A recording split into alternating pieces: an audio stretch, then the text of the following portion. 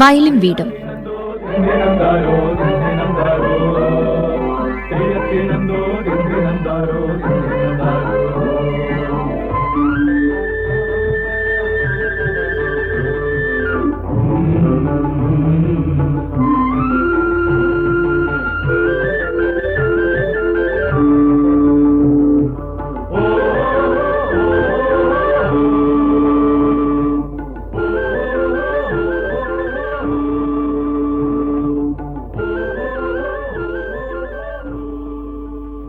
നമസ്കാരം പ്രിയ ശ്രോതാക്കളെ,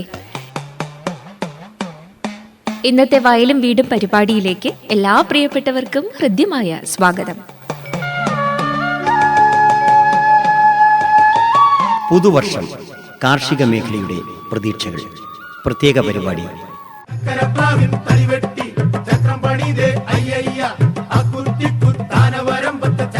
പുഞ്ചപ്പാടത്തെ ഞാറ്റുപാട്ടും കൊയ്ത്തുപാട്ടും ഇന്ന് വയലേലകളിൽ കേൾക്കാനില്ലെങ്കിലും കൃഷി എന്നത് സംതൃപ്തിയാണ്. മണ്ണിൽ പൊന്നു വിളയിച്ചിരുന്ന കർഷകൻ ഇന്ന് മണ്ണില്ലാത്ത കൃഷിരീതികളായ ജലവും വായുവും ലഭ്യമാക്കിക്കൊണ്ടുള്ള ആധുനിക കൃഷിരീതിയിലൂടെ കാർഷിക വിപ്ലവത്തിന് തുടക്കം കുറിച്ചിരിക്കുകയാണ്. മണ്ണ് തേടിയ പഴവോ അനം തേടിയോ രണ്ടമ്മാവന്മാര്. അന്നബലം പ്രാണബലം എന്നാണല്ലോ ചൊല്ല്.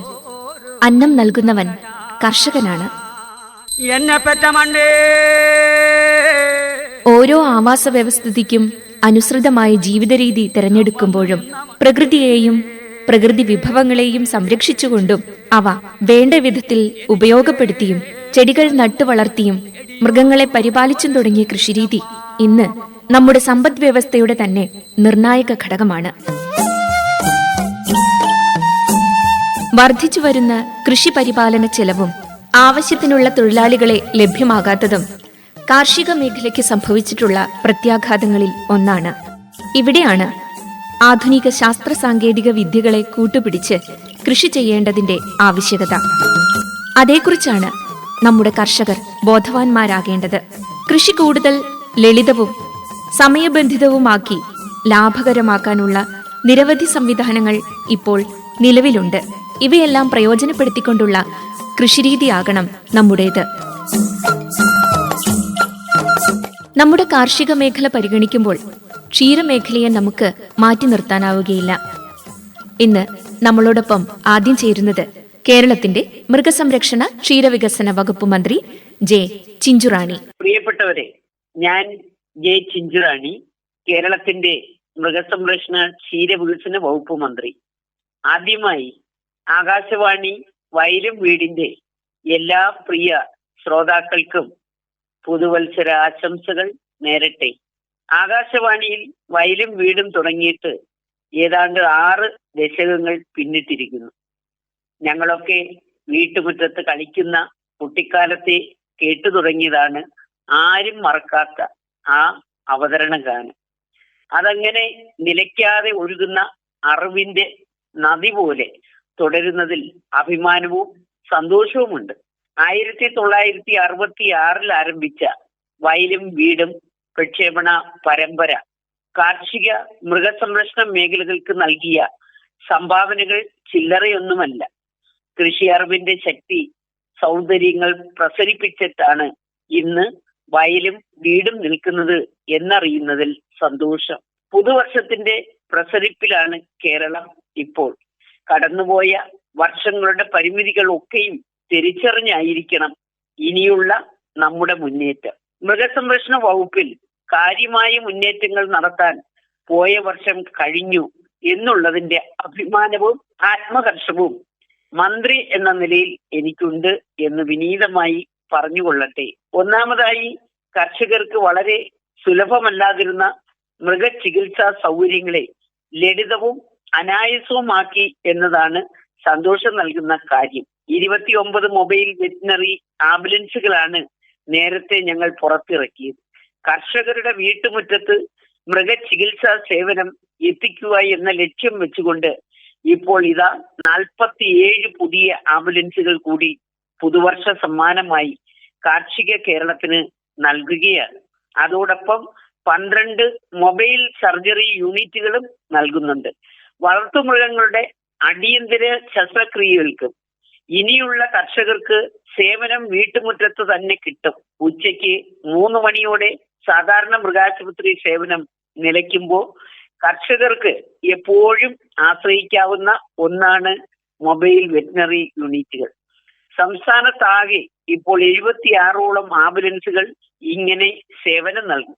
ഇതിന് പുറമെയാണ് 12 സർജറി യൂണിറ്റുകൾ പ്രവർത്തിക്കുന്നത്. കർഷകരുടെ ചിരകാല അഭിലാഷമായ ഇൻഷുറൻസ് പദ്ധതിക്ക് കൂടി രൂപം നൽകുവാൻ കഴിഞ്ഞു എന്നതാണ് മറ്റൊരു നേട്ടം. ചില സാങ്കേതിക കാരണങ്ങളാൽ മുടങ്ങിക്കിടന്ന കന്നുകാലി ഇൻഷുറൻസ് പുനരാരംഭിക്കുക സംസ്ഥാനത്തെ ഇൻഷുറൻസ് വകുപ്പുമായി ബന്ധപ്പെട്ട് കുറഞ്ഞ പ്രീമിയത്തിൽ പശുക്കളെ ഇൻഷുർ ചെയ്യുവാനുള്ള ഒരു അവസരമാണ് ഇനി ലഭ്യമാകുന്നത്. ഏതാണ്ട് 45,000-ഓളം കാലികൾക്ക് ഈ വർഷം തന്നെ ഇതിന്റെ പ്രയോജനം ലഭിക്കും. കടുത്ത സാമ്പത്തിക പ്രതിസന്ധിക്കുള്ളിൽ നിൽക്കുമ്പോഴും പശുക്കുട്ടികൾക്ക് തീറ്റ സബ്സിഡി നൽകുവാനുള്ള ശ്രമങ്ങൾ സർക്കാർ നടത്തിയിട്ടുണ്ട്. ഇതുവരെ കന്നുകുട്ടി പരിപാലന പദ്ധതിയിൽ 12,500 രൂപയായിരുന്നു. പക്ഷേ തീറ്റയ്ക്കുള്ള സബ്സിഡി അതിന്ന് 30,000 രൂപയായി വർദ്ധിപ്പിക്കുവാനായി സർക്കാർ ഇന്ന് തീരുമാനിച്ചിട്ടുണ്ട്. ഇടതുപക്ഷ ജനാധിപത്യ മുന്നണി ഭരണത്തിലേറുമ്പോൾ അധിക പാൽ സംഭരിക്കാൻ കഴിയാതെ ഒഴുക്കിക്കളയുന്ന ഒരു സാഹചര്യം നമ്മുടെ കേരളത്തിൽ ഉണ്ടായിരുന്നു. അതിന് പരിഹാരം കാണുവാനായി അന്നേ തുടങ്ങിയ ശ്രമം ഇപ്പോൾ പൂർണ്ണതയിലെത്തിയതിൽ അഭിമാനമുണ്ട്. പാലിൽ നിന്നും മൂല്യവർദ്ധിത ഉൽപ്പന്നങ്ങൾ ഉണ്ടാക്കുന്ന പാൽപ്പൊടി ഫാക്ടറിയുടെ പ്രവർത്തന ഉദ്ഘാടനം മലപ്പുറത്ത് മൂർഖനാട് ഈ കഴിഞ്ഞ ഡിസംബർ 24-ന് കേരളത്തിന്റെ മുഖ്യമന്ത്രി ശ്രീ പിണറായി വിജയൻ നിർവഹിച്ചു. 131 കോടി രൂപയാണ് ഇതിനായി ചെലവഴിച്ചത്. കർഷകർക്ക് ബാങ്ക് ലോണിന്റെ പലിശ ഒരു തീരാഭാരമാണെന്ന് നമുക്കറിയാം. ഈ പലിശ സർക്കാർ തന്നെ ബാങ്കിൽ അടയ്ക്കുന്ന ഇൻട്രസ്റ്റ് സസ്പെൻഷൻ ഇടപെടൽ വലിയൊരു നേട്ടമായി കേരളം ഇന്ന് കാണുകയാണ്.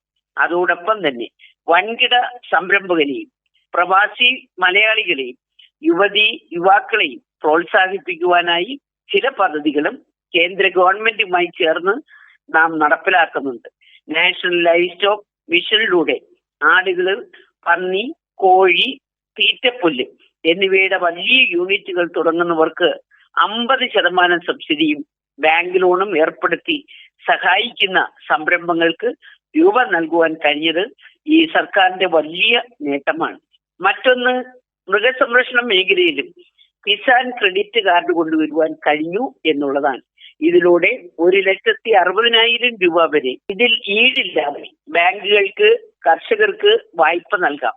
നിബന്ധനകൾക്ക് വിധേയമായി 3 ലക്ഷം രൂപ വരെയും നൽകും. ആദ്യഘട്ടത്തിൽ 7% പലിശ ഈടാക്കുന്ന ബാങ്കുകൾ കൃത്യമായി വായ്പ കർഷകർക്ക് തിരിച്ചടച്ചാൽ 3% പലിശ തിരികെ വരുന്ന രീതിയാണ് ഇത് ക്രമീകരിച്ചിരിക്കുന്നത്. കേരളത്തിലെ മൃഗസംരക്ഷണ മേഖലയിലെ കർഷകർക്ക് ഇതൊരു വലിയ ആശ്വാസമാണ്. ഇങ്ങനെ സമൂഹത്തിന്റെ അടിസ്ഥാന വർഗത്തിന്റെ പുരോഗതി ലക്ഷ്യം വെച്ചുകൊണ്ട് അവരുടെ ഉന്നമനം പ്രഖ്യാപിത ലക്ഷ്യമാക്കിക്കൊണ്ടാണ് പ്രതീക്ഷകളുടെ വാതിൽ തുറക്കുന്ന പുതുവർഷത്തിലേക്ക് നാം മുന്നേറുന്നത്.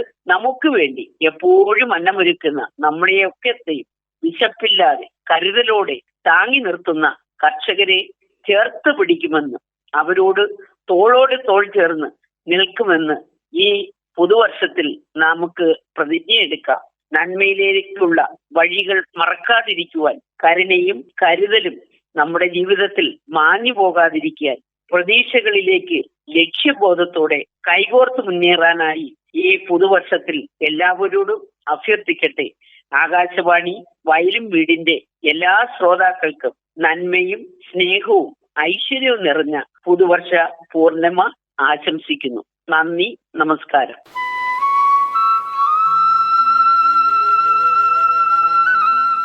മത്സ്യകൃഷി മറ്റേത് കൃഷിയേക്കാളും ആദായകരമാണ്. കുറഞ്ഞ മുതൽ മുടക്കിൽ നല്ല ലാഭം കൊയ്യാൻ സാധിക്കുമെന്നതാണ് മത്സ്യകൃഷിയുടെ മേന്മ.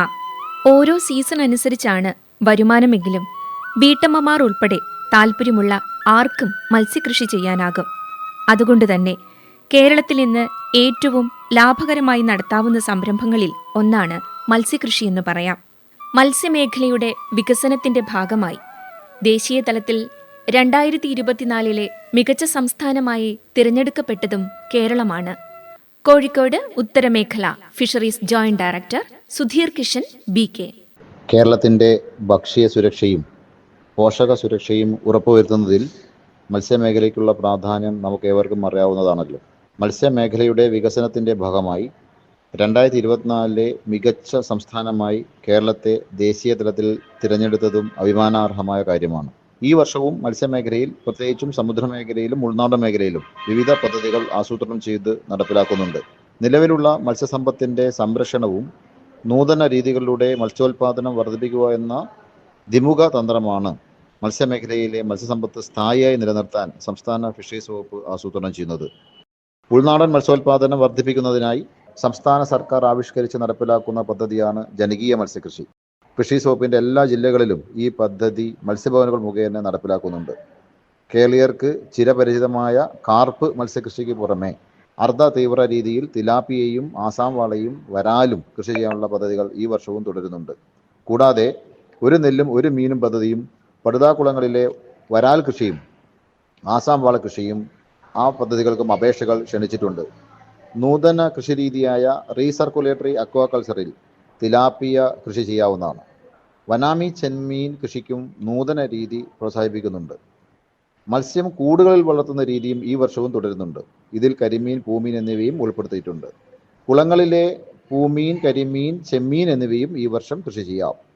ഗുണമേന്മയുള്ള മത്സ്യവിത്ത് ഉൽപ്പാദിപ്പിക്കുന്നതിനായി പിന്നാമ്പുറ മത്സ്യ വിത്ത് ഉൽപ്പാദിപ്പിക്കുന്നതിനും പദ്ധതികൾ ആസൂത്രണം ചെയ്യുന്നു.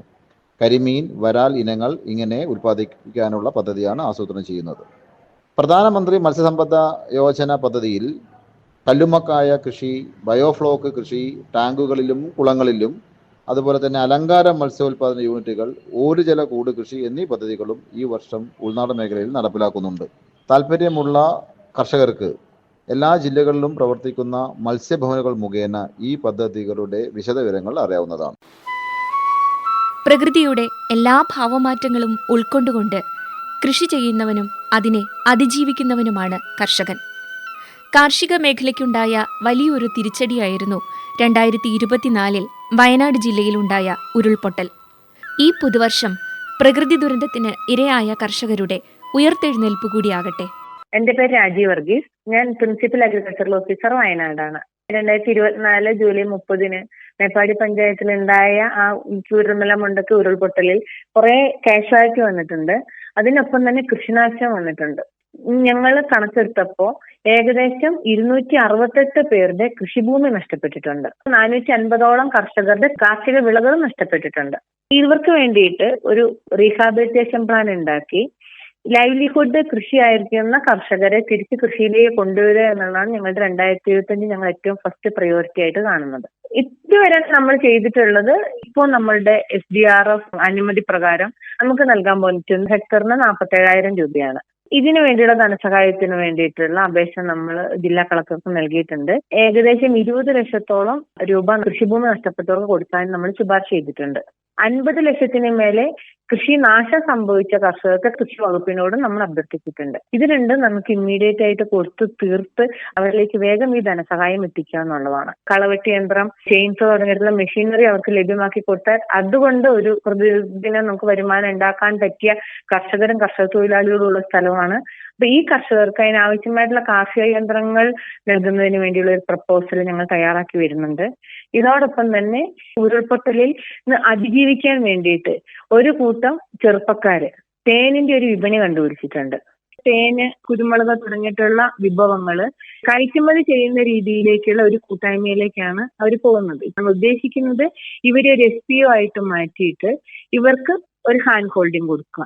കൂൺ കൃഷി അല്ലെങ്കിൽ ഒരു കൂൺ ഗ്രാമം പോലുള്ള പദ്ധതി നമ്മൾക്ക് ഈ മേപ്പാടി ഭാഗത്ത് തുടങ്ങി കഴിഞ്ഞാൽ അവർക്കൊരു സ്ഥിരം വരുമാനമാകും. ഇതിനനുസരിച്ചുള്ള പ്രപ്പോസലുകൾ തയ്യാറായിട്ട് വരുന്നുണ്ട്. ഈ പ്രപ്പോസലുകൾ ഗവൺമെന്റിലേക്ക് കൊടുത്തു കഴിഞ്ഞാൽ നമ്മൾക്ക് നിശ്ചയമായിട്ടും നമ്മൾക്ക് ഈ പദ്ധതികളൊക്കെ നടപ്പിലാക്കാൻ പറ്റുമെന്നാണ് പ്രതീക്ഷിക്കുന്നത്. ഇത് മേപ്പാടിനെ സംബന്ധിച്ചിട്ടുള്ള കാര്യം. വയനാടൻ റോബസ്റ്റ കോഫീനെ വെല്ലാൻ അത് ബ്രാൻഡഡ് ആണ്, അതിന് ജിയോഗ്രഫിക്കൽ ഇൻഡിക്കേഷൻ ഉള്ളതാണ്. ഈ റോബസ്റ്റ കാപ്പി ബ്രാൻഡ് ചെയ്ത് വിൽക്കുന്ന FPOകൾ ധാരാളമുണ്ട്. എന്നാൽ ഈ FPOകളൊക്കെ ഒരുമിച്ച് ചേർത്ത് ഒരു കൺസോർഷ്യമാക്കി മാറ്റി വയനാട്ടിലെ എല്ലാ കർഷകർക്കും ഈ കോഫി ബ്രാൻഡിങ്ങിന്റെ ഗുണം കിട്ടത്തക്ക രീതിയിൽ എല്ലാ FPOകളെയും കർഷകരെയും ഒരുമിച്ച് ചേർത്ത് വയനാടൻ റോബസ്റ്റ കോഫി എന്നൊരു ബ്രാൻഡ് ലേബിൾ ചെയ്യാനായിട്ട് ഇപ്പൊ നമുക്ക് അതിന് കേന്ദ്ര ഗവൺമെന്റിന്റെ ഒരു ആകാംക്ഷ എന്ന് പറഞ്ഞൊരു ബ്രാൻഡിംഗ് ഉണ്ട്. ഈ ബ്രാൻഡിങ്ങിലേക്ക് വയനാടൻ റോബസ്റ്റ കോഫിയും വയനാടിന്റെ തണ്ടു നെല്ലിനുമായിട്ടുള്ള ഗന്ധകശാലയും കൊണ്ടുവരണമെന്ന് ആ ഒരു ലക്ഷ്യം ഞങ്ങളുടെ മനസ്സിലുണ്ട്. പൂപ്പൊലി ജനുവരി 1 തുടങ്ങി ജനുവരി 15 കഴിയും. പൂപ്പൊലി എന്ന് ഉദ്ദേശിക്കുന്നത് സഞ്ചാരികളെ ആകർഷിക്കാൻ വേണ്ടി മാത്രമല്ല, വയനാടിന്റെ കാലാവസ്ഥ പുഷ്പകൃഷിക്കും കൂടെ പറ്റിയതാണ് എന്ന് കർഷകരെ ബോധ്യപ്പെടുത്താനും ഇതിനൊരു വിപണന സാധ്യത ഉണ്ട് എന്ന് മനസ്സിലാക്കാനും പറ്റിയിട്ടുള്ള ഒരു മേള കൂടിയാണ് പൂപ്പൊലി. ബത്തേരി, അമ്പലവയൽ പോലെയുള്ള പ്രദേശങ്ങള് പുഷ്പഗ്രാമങ്ങളാക്കി മാറ്റാൻ അതിന്റെ ഒരു വിപണനം നമ്മൾക്ക് കണ്ണൂർ എയർപോർട്ടുണ്ട്, ബാംഗ്ലൂർ ഹൈടെക് സിറ്റി ഉണ്ട്. ഇതിനെയൊക്കെ കേന്ദ്രീകരിച്ച് മാർക്കറ്റിംഗും കൂടെ ശക്തിപ്പെടുത്താൻ പറ്റുന്ന രീതിയിൽ പുഷ്പകൃഷി ഒന്ന് വ്യാപിപ്പിക്കുകയും അതിന്റെ വിപണനം ശക്തിപ്പെടുത്തുക എന്നുള്ളതും 2025 നമുക്ക് വയനാട് ജില്ലയിലേക്ക് ചെയ്തു കൊടുക്കാൻ പറ്റിയ കാർഷിക മേഖലയിൽ നല്ല ലാഭം ഉണ്ടാക്കാൻ പറ്റിയ ഒരു പ്രൊജക്റ്റ് ആയിട്ടാണ് എന്റെ മനസ്സിൽ തോന്നുന്നത്.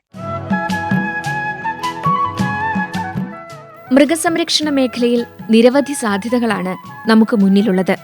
അത് പാലുൽപാദനത്തിലും മൂല്യവർദ്ധിത ഉൽപ്പന്നങ്ങളുടെ നിർമ്മാണത്തിലും മാത്രം ഒതുങ്ങുന്നതല്ല. മുട്ട ഉൽപാദനം, മാംസോൽപാദനം എന്നീ മേഖലകളിൽ കൂടി അനന്ത സാധ്യതകളാണ് നമുക്ക് മുന്നിൽ തുറന്നിടുന്നത്. ഞാൻ മുഹമ്മദ് ആസിഫ് എം, മൃഗസംരക്ഷണ വകുപ്പിൽ വെറ്റിനറി സർജനായിട്ട് ജോലി ചെയ്യുന്നു. നമുക്കറിയാം 2025 മൃഗസംരക്ഷണ മേഖലയെ സംബന്ധിച്ചിടത്തോളം വളരെ പ്രതീക്ഷകളുടെ ഒരു വർഷം തന്നെയാണ്. പാലുൽപാദന മേഖലയായാലും മുട്ടുൽപാദന മേഖലയായാലും നമ്മുടെ മാംസോൽപാദന മേഖലയായാലും ഒരുപാട് സാധ്യതകളുടെ സാഹചര്യങ്ങളാണ് സംരംഭകർക്ക് ഈ മേഖല തുറന്നിടുന്നത്. തീർച്ചയായും അത്തരം സാധ്യതകളെയും സംരംഭകർക്കുള്ള ഓപ്പർച്യൂണിറ്റികളെയും പരമാവധി വിനിയോഗിക്കുന്നതിന് വേണ്ടിയുള്ള ഒരു ശ്രമമാണ് മൃഗസംരക്ഷണ മേഖലയിലെ സംരംഭകരുടെ ഭാഗത്ത് നിന്ന് ഉണ്ടാവേണ്ടത്. നമ്മുടെ സംസ്ഥാനത്തിന് ആവശ്യമായ പാലുൽപാദനത്തിന്റെ പൂർണ്ണതയിലേക്ക് എത്താൻ നമുക്ക് ഇതുവരെയും സാധിച്ചിട്ടില്ല. അതുകൊണ്ട് തന്നെയാണ് സ്വയം പര്യാപ്തത എന്നത് നമ്മുടെ ഒരു ലക്ഷ്യമായിട്ട് നമ്മുടെ മുന്നിലുള്ളത്. അതുകൊണ്ട് തന്നെ ക്ഷീരമേഖലയിലേക്ക് കടന്നു വരുന്ന മൃഗസംരക്ഷണ സംരംഭകർക്ക് സാധ്യതകളാണ് ഈ മേഖല തുറന്നിടുന്നത്. അതുകൂടാതെ തന്നെ പാലുൽപാദനവുമായി ബന്ധപ്പെട്ട അനുബന്ധ മേഖലകൾ, അതായത് വ്യത്യസ്തങ്ങളായിട്ടുള്ള പാലുൽപ്പന്ന നിർമ്മാണം തുടങ്ങിയിട്ടുള്ള സാധ്യതകളും നമുക്ക് പ്രയോജനപ്പെടുത്താൻ സാധിക്കും. ഇതിന് കർഷകരെ സഹായിക്കുന്നതിന് വേണ്ടിയിട്ടുള്ള ഒട്ടനവധി സഹായ പദ്ധതികൾ ഗവൺമെന്റിന്റെ ഭാഗത്തു നിന്നുണ്ട് എന്നതും വളരെ ആശ്വാസം പകരുന്നതാണ്. ഇന്നത്തെ കിടാക്കളാണ് നാളത്തെ കാമധേനുക്കൾ. അതുകൊണ്ട് മികച്ച കന്നുകുട്ടികളെ പശുക്കളാക്കി മാറ്റുന്നതിന് വേണ്ടിയിട്ടുള്ള കന്നുകുട്ടി പരിപാലന പദ്ധതി പോലുള്ള പ്രവർത്തനങ്ങൾ നമ്മുടെ സംസ്ഥാനത്ത് പുരോഗമിച്ചുകൊണ്ടിരിക്കുകയാണ്. അതുകൂടാതെ ക്ഷീരവികസന വകുപ്പിന്റെ ആഭിമുഖ്യത്തിലും കർഷകർക്ക് വേണ്ടി തൊഴുത്ത് നവീകരണം, പുതിയ പൈക്കളെ വാങ്ങൽ, അതുപോലുള്ള പദ്ധതികളും ആവിഷ്കരിച്ചുകൊണ്ടിരിക്കുന്നുണ്ട്. ഇതൊക്കെ കൃത്യമായ രീതിയിൽ പ്രയോജനപ്പെടുത്തുക വഴി ഈ മേഖലയിൽ ശക്തമായ രീതിയിൽ മുന്നോട്ട് പോകാൻ വേണ്ടി നമ്മുടെ സംരംഭകർക്ക് സാധിക്കും. അതുപോലെ തന്നെ കേരള ലൈഫ് സ്റ്റോക്ക് ഡെവലപ്മെന്റ് ബോർഡിന്റെ നേതൃത്വത്തിൽ ഏറ്റവും മികച്ച ക്വാളിറ്റിയുള്ള കൃത്രിമ ബീജദാനം പശുക്കൾക്ക് പ്രീമിയം ബുൾസമനുകൾ ലഭ്യമാക്കാനുള്ള പ്രവർത്തനങ്ങളും സംസ്ഥാനത്ത് നടന്നുകൊണ്ടിരിക്കുകയാണ്. ക്ഷീരമേഖലയിൽ മാത്രമല്ല, മുട്ടുൽപാദന രംഗത്തും മാംസോൽപാദന മേഖലയിലുമെല്ലാം ഈ ഒരു സാധ്യത മൃഗസംരക്ഷണ മേഖല തുറന്നിടുന്നുണ്ട്. ഒരു വർഷത്തിൽ ഓരോ ദിവസവും 1 കോടി എന്ന കണക്കിലാണ് മുട്ട നമ്മുടെ സംസ്ഥാനത്ത് എത്തിക്കൊണ്ടിരിക്കുന്നത്. അതുകൊണ്ട് തന്നെ നമ്മുടെ നാട്ടിൽ തന്നെയുള്ള കർഷകർ കോഴിമുട്ട ഉൽപാദനത്തിലും താറാവുമുട്ട ഉൽപാദനത്തിലും ഒക്കെ ശ്രദ്ധ കേന്ദ്രീകരിക്കുകയാണെങ്കിൽ നമ്മുടെ നാട്ടിൽ തന്നെ ഉൽപ്പാദിപ്പിക്കുന്ന മുട്ടയ്ക്ക് ഒരു വലിയ വിപണി നമ്മുടെ സംസ്ഥാനത്തുണ്ട്. അതുപോലെ തന്നെ ആട്, പോത്ത്, പന്നി, കോഴി, താറാവ് തുടങ്ങിയ മാംസോൽപാദന രംഗത്തായാലും നമ്മൾ ഇപ്പോഴും കൂടുതലായി ആശ്രയിക്കുന്നത് അന്യ സംസ്ഥാനത്തെയാണ്. നമ്മുടെ നാട്ടിൽ തന്നെ ഉൽപാദനം ഇല്ലാത്തതുകൊണ്ടാണ് പുറത്തുനിന്ന് ഇത്രയും ഉരുക്കൾ ഇവിടെ മാംസത്തിന് വേണ്ടി എത്തുന്നതിനുള്ള കാരണം.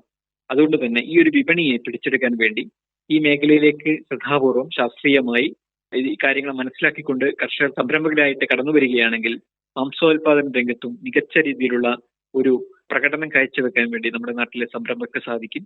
അതുകൊണ്ട് നമ്മുടെ നാട്ടിൽ വിപണിയുണ്ട്. നമ്മുടെ നാട്ടിൽ മൃഗസംരക്ഷണ മേഖലയിലെ ഉൽപ്പന്നങ്ങൾക്ക് ഉപഭോക്താക്കൾ വലിയ തോതിലുണ്ട് എന്ന വലിയ സാധ്യതയെ തിരിച്ചറിഞ്ഞുകൊണ്ട് ഈ വർഷത്തെ മൃഗസംരക്ഷണ മേഖലയുടെ ഒരു ഉൽപാദന ഉണർവിനുള്ള വർഷമാക്കി മാറ്റാനുള്ള ശ്രമമാണ് ഓരോ സംരംഭകന്റെ ഭാഗത്തു നിന്നും ഉണ്ടാവേണ്ടത്. കറുത്ത പൊന്നിന്റെ നാടായിരുന്ന വയനാട്ടിൽ നിന്നും കുരുമുളക് അപ്രത്യക്ഷമായിക്കൊണ്ടിരിക്കുകയാണ്.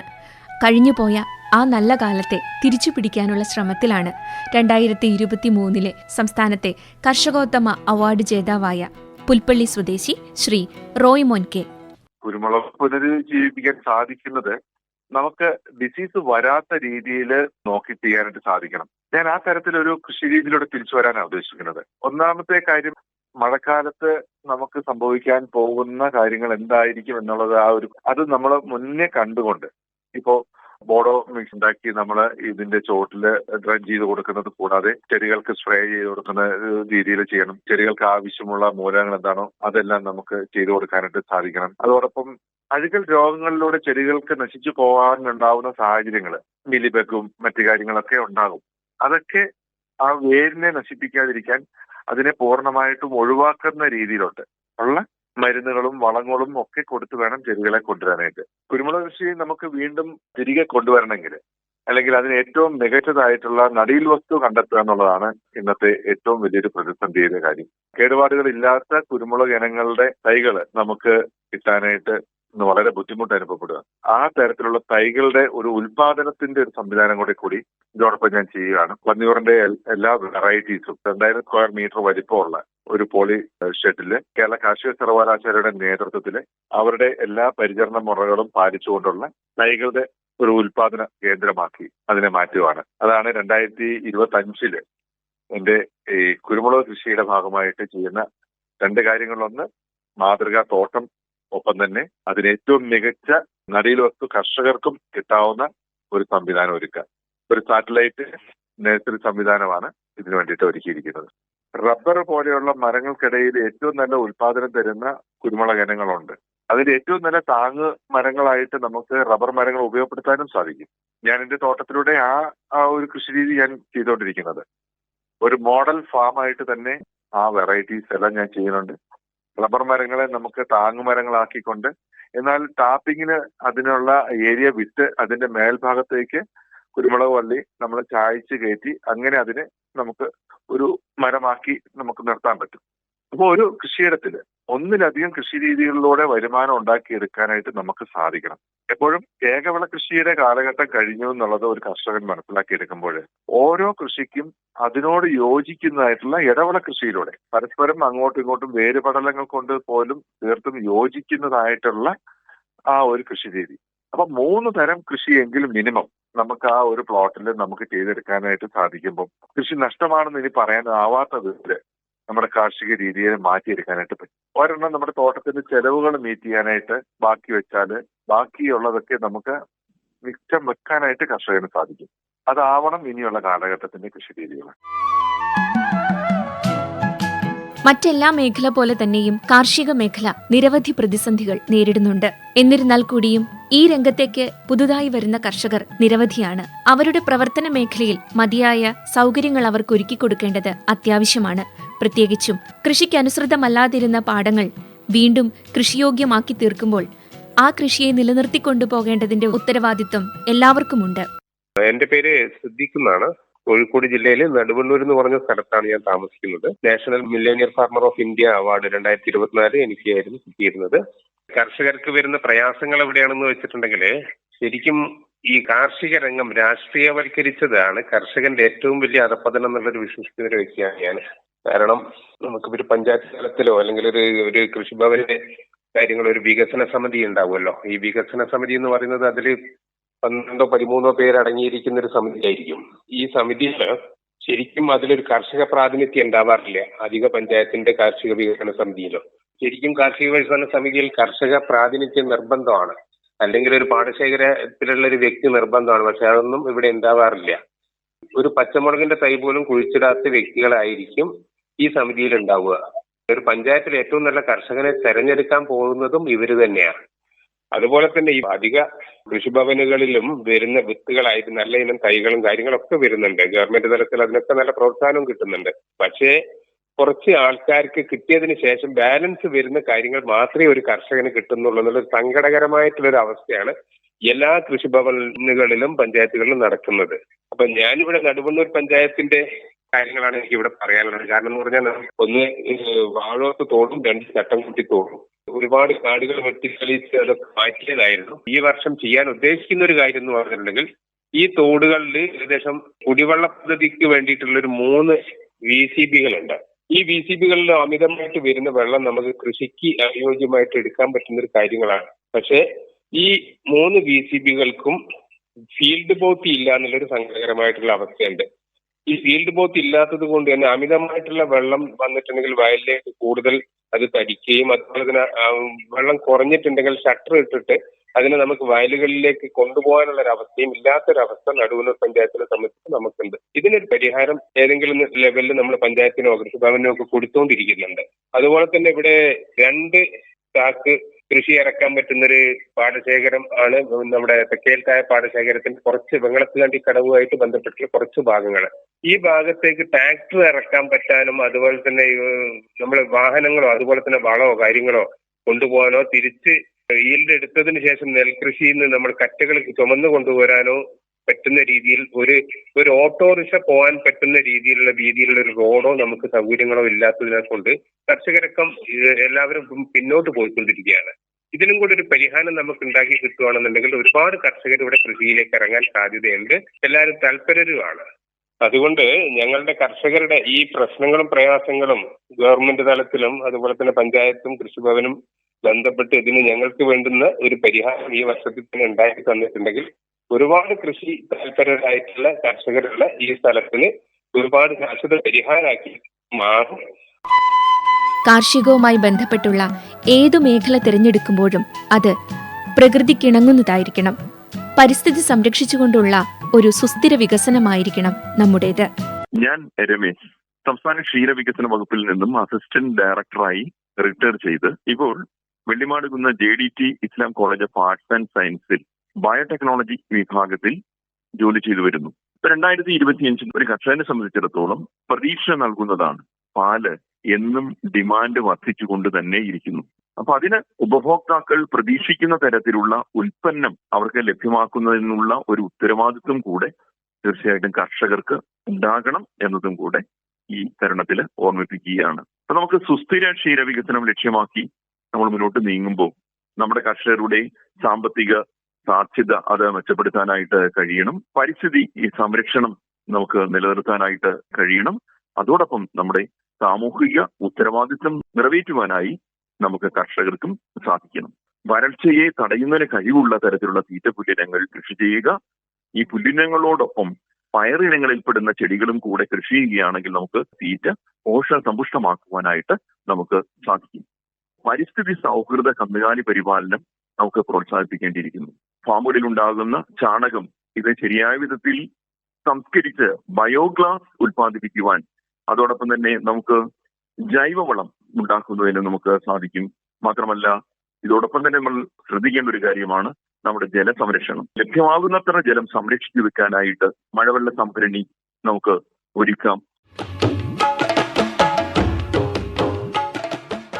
കൃഷിഭൂമിയെ തിരിച്ചറിഞ്ഞുകൊണ്ട് ഒന്നിൽ കൂടുതൽ വിളകൾ ഇറക്കുന്ന കൃഷി സമ്പ്രദായം നമ്മൾ സ്വീകരിക്കണം. ലഭ്യമായ സാധ്യതകളെല്ലാം ഉൾപ്പെടുത്തിക്കൊണ്ടായിരിക്കണം നമ്മുടെ കൃഷിരീതി മുന്നോട്ടു പോകേണ്ടത്. അതും പ്രകൃതിയെ സംരക്ഷിച്ചുകൊണ്ടും. നമ്മുടെ വിളനിലങ്ങൾ എന്നും പൊന്നു വിളയുന്നതാകട്ടെ. എല്ലാ പ്രിയ ശ്രോതാക്കൾക്കും ഹൃദയം നിറഞ്ഞ പുതുവത്സരാശംസകൾ നേരുന്നു.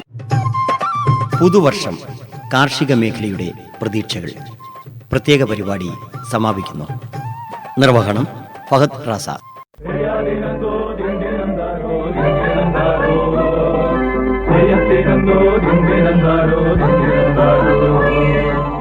വയലും വീടും സമാപിക്കുന്നു. ോ